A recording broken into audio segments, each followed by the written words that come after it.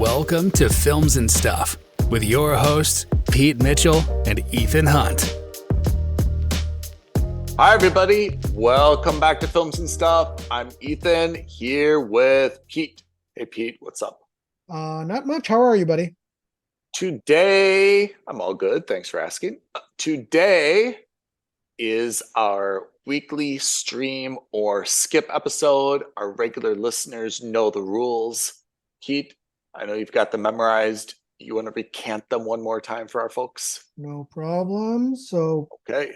Ethan has given me a list of shows he'd like me to watch. I have given him a list of shows I'd like him to watch. The idea is we randomly select a show every week. We watch at least 2 episodes of that show, and on that basis, determine if that show is worthy of being streamed or skipped. And how do you think we're doing year to date? I think you got off to a pretty hot start. You had a couple like must subscribes, and then you tailed off, I think, in the past few weeks, right? Yeah. It's an interesting position.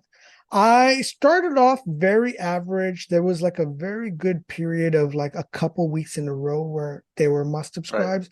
Right. And now I'm kind of tailing off again back into the average to maybe less than average. Uh-oh. So let's dive into it. What were you assigned this week, and has it gotten you back on track? It has not, unfortunately. I watched Transatlantic. And we weren't sure what this was about last week when it was assigned to you. That's exactly we thought right. Like Titanic or so what is it's quite a literal take. The show is set in early 1940s, late 1930s France. So World War II has started, but this is before the US has officially entered the war. Okay. The Nazis have basically taken over or have invaded France. And the US is trying to maintain a diplomatic presence there with all parties. You know, they're just trying to be politically neutral. The show is about an organization called Emergency Rescue Committee. This is a true story, by the way. Oh, really? Oh, yeah. And the Emergency Rescue Committee was this organization that was founded and specifically created to smuggle and evacuate persecuted Jewish artists and intellectuals from France, or at least from the Iberian Peninsula and France, to the United States. And this was obviously very difficult because of 2 things. One, there was a souring take on the rise of immigration in the US at the time. So there was like a Keep America, America kind of movement going on in the general public. Simultaneously, in terms of diplomatic relationships, the US was cracking down on the number of visas it was issuing. The diplomat that we see in France is actually played by Corey Stoll, who most people will remember from House of Cards, Billions, and Ant-Man, and Billions. That's right. And the other lead that I recognize is Jillian Jacobs. Jillian Jacobs is Britta Perry on Community. That's where I think most people will know her from. She's also done a few other things, but that's where I know her from, for example. And her role is that she's the heiress to this massive fortune, and she's using her father's money to basically fund the Emergency Rescue Committee. Okay. So the show is, it takes a look at this interplay. So it's serious. This is serious subject matter. This is serious subject matter. This is so think of this as kind of like a biopic, but not quite, but still based on true story. And that's obviously where the name Transatlantic comes from. It's because they're trying to smuggle these people from Europe across the Atlantic to the US. Look, the show looks very good. Everyone is era appropriate. Personally speaking, I love the style of the classic French look from that era. Of course, minus the Nazi effect, obviously. Yeah. The show is based in Marseille. There's a bit of a seaside feel to the town. It's quite cool like that. But you really have to be a fan of European history, and more specifically Western European history in the early 20th century, for this to be appealing to you. I can understand the appeal for others, but the premise itself, while I commend it, it's not for me. Too serious? I don't mind seriousness, but just in terms of the topic matter, it didn't do anything. It's a mini series. It's only one season long. That's it. It's one and done, 7 episodes. It's not long, but like for context, I downloaded this on my iPad to watch on my flights. I finished the first episode. I really didn't want to watch the second episode. Yikes. And this was a 3-hour flight. And I was like, I would rather just sit and stare into space than watch the second episode. That's the worst thing that like a showrunner could hear about a show, right? Like, yeah. And you know, do again, nothing. we have to watch these at least 2 episodes because that's the rules we set for ourselves. So I watched the second episode and I downloaded the entire 7-episode series. And as soon as the credits hit for the second episode, I deleted all 7 episodes from my Dude, iPad. I think that is the score right there, right? Yeah. That is the rating. Yeah. If you don't even want to go into the second episode, and if immediately after it's done you delete all the other episodes, I think that's your answer right there. Yeah. So this is definitely a skip from me. I again caveat that by saying this is not for me. That's not saying this is a bad show. The premise is just not my cup of tea. Yeah. Everything else, very good. I cannot fault the show for it, but ultimately, it doesn't matter if the show looks like $1 million or not. I'm not enjoying myself. And the fact that I was rather sit bored on a flight for an hour more than watch this show says everything about it. So if you want to talk to the person sitting next to you on a flight rather than watch this show, yeah, it's a bad sign. Bad sign. Exactly. So this is a skip from me. Where is it showing? It's Hulu, Netflix? Netflix. This is on Netflix. Another Netflix downer. That's really disappointing. It is another Netflix downer, but, you know, kudos to Netflix. This is, you know, I recognize that this is probably a good show. It's just not for me. That's it. So I don't think that's the general consensus. I don't think that it's a bad show with a good premise. That's just a bad show. I think that's worse. I think that's more of a damning indictment. Oh, yeah. If it's a good premise, but it's bad for me personally, that's fine because that's just my personal opinion. But, you know, we've seen so many other shows on Netflix, on Amazon, you know, where the premise is good, but the execution is bad. Cough, cough, Citadel, cough, cough. Huh. That's when you start talking about shows that are fundamentally bad. Yeah, that's right. Okay. All right. What about you? That's Transatlantic on Netflix, assigned to Pete, who gives it a skip rating. But we do the hard work so you don't have to. Speaking of hard work, I was also assigned a Netflix show. It is called Sweet Tooth. And apparently it started in 2021 and it's apparently now 3 seasons long. Let me summarize it quickly as this. It is very similar to The Last of Us. Almost down to every single theme is very similar. It involves a kid traveling to find someone or something. It involves a big, gruff dude who basically takes this kid underneath his arm, and despite his initial reaction, comes to like the kid very much. It involves the end of the world and the ugly outcome from that.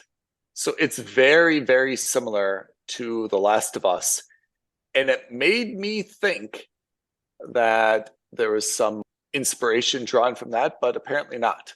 So Netflix describes this as a boy who is half human and half deer survives in a post-apocalyptic world with other hybrids.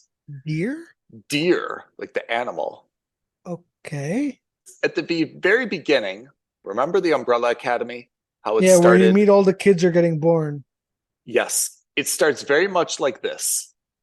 And it shows all these kids being born, and they have like antlers or horns or a tail or fur or more than one of these. And then there's like a narrator who says something like, this is an exact quote, but it's more or less like this.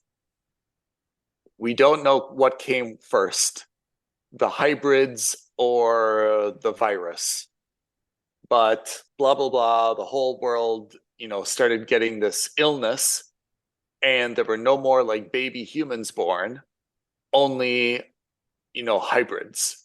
And then it just shows, very similar to The Last of Us, this apocalypse of kind of like this very hardcore quarantine and people not going outside, and then them getting sick and kind of like coughing up blood and dying.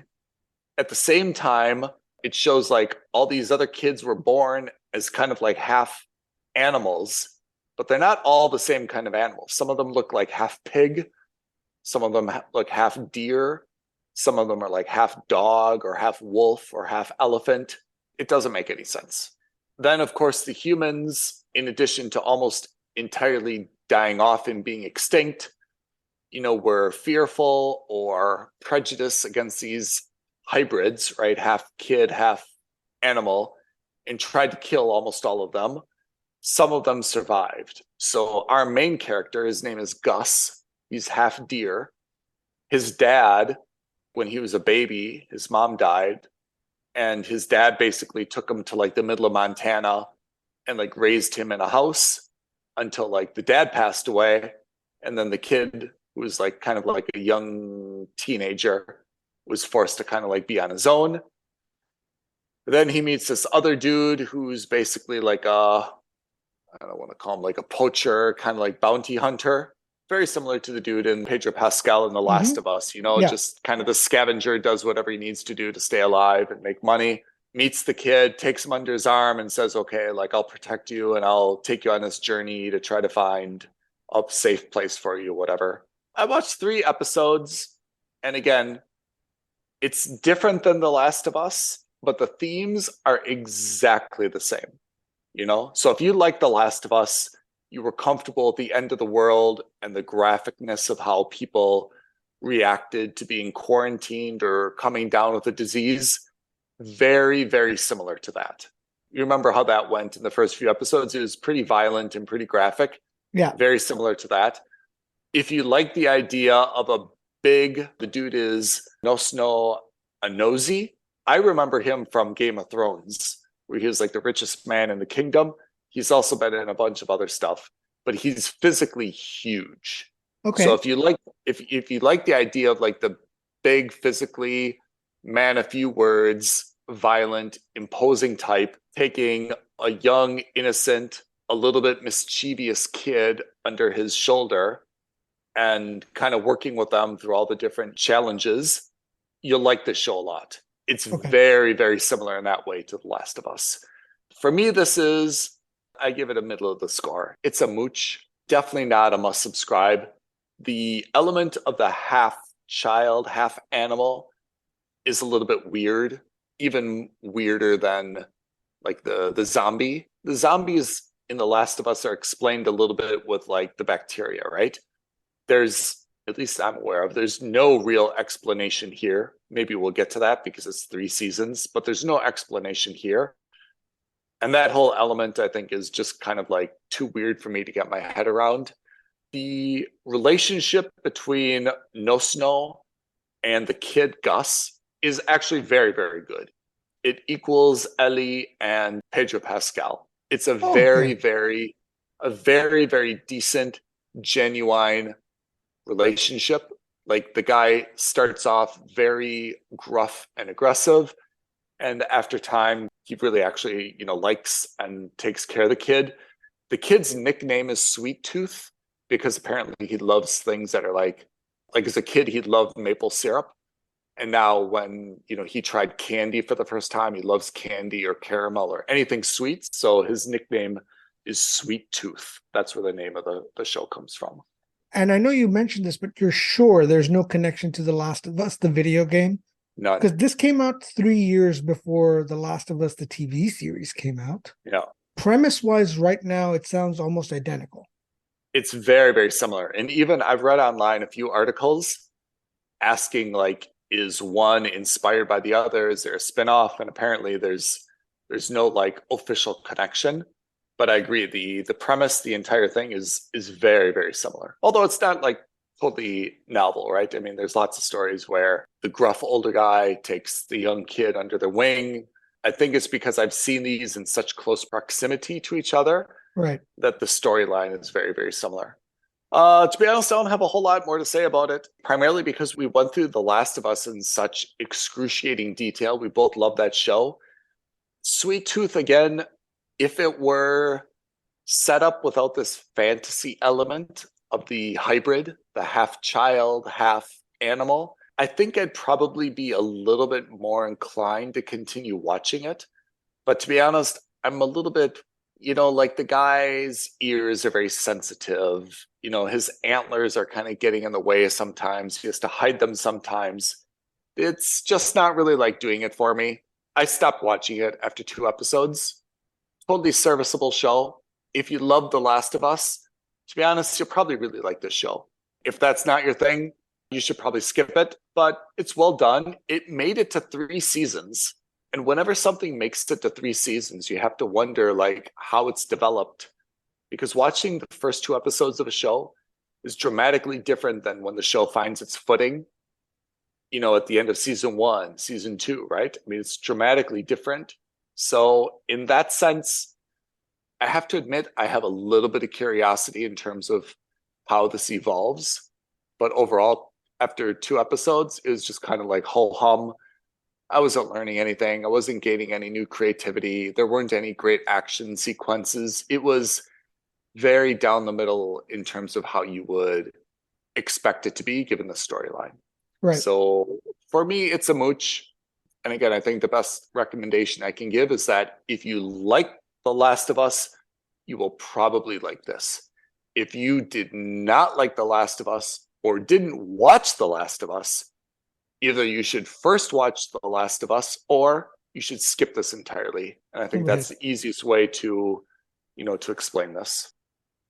Okay. So that is Sweet Tooth on Netflix. 3 seasons though, and it's rated pretty highly on IMDb. So if you think that's your ball of wax, you may want to check it out. Well, perfect. And that's Streamer Skip for this week. That is Streamer Skip for this week. Shall we talk about what's up for next week? Yes, because I know what I've been assigned and I'm eagerly anticipating it.